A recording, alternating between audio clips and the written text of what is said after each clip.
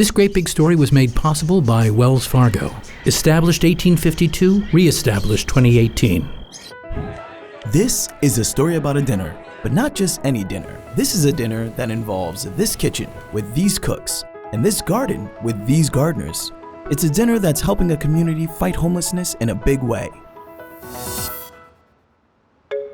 San Francisco has a large population of homeless people.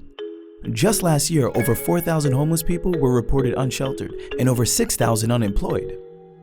Enter Farming Hope, a nonprofit created to help those in need by training them in urban farming and cooking, in the hopes of helping them find full-time employment.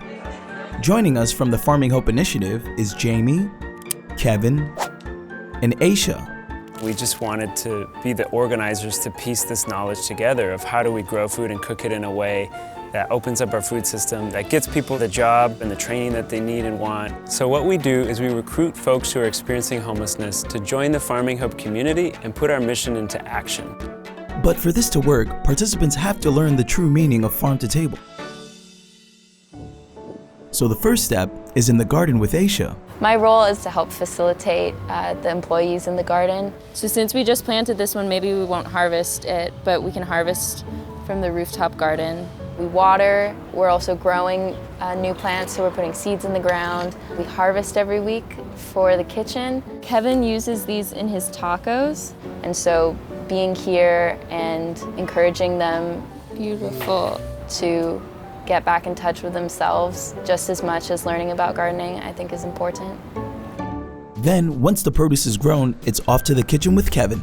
My role in the kitchen is to facilitate a lot of the hands-on training that we're doing with our transitional homeless folks. We do a lot of stuff from knife basics, time management, cleanliness, stuff that can be directly transferable to other jobs, either in food or not in food. I'm always really inspired by the people that we're working with because they're the ones that really dedicate themselves to the work. They're here, they're putting in 110%. So I think our folks really deserve a lot of the applause. And finally, the team gets to enjoy the fruits of their labor. Each week, they serve up a meal to both homeless and non-homeless people. So for tonight's menu, we started off with a roasted butternut squash taco. The second taco is a stewed zucchini. The last taco is a fried rockfish taco. And then lastly for dessert, we're serving a vegan chocolate mousse. And while for some, eating is the best part, for Philip, it's the experience.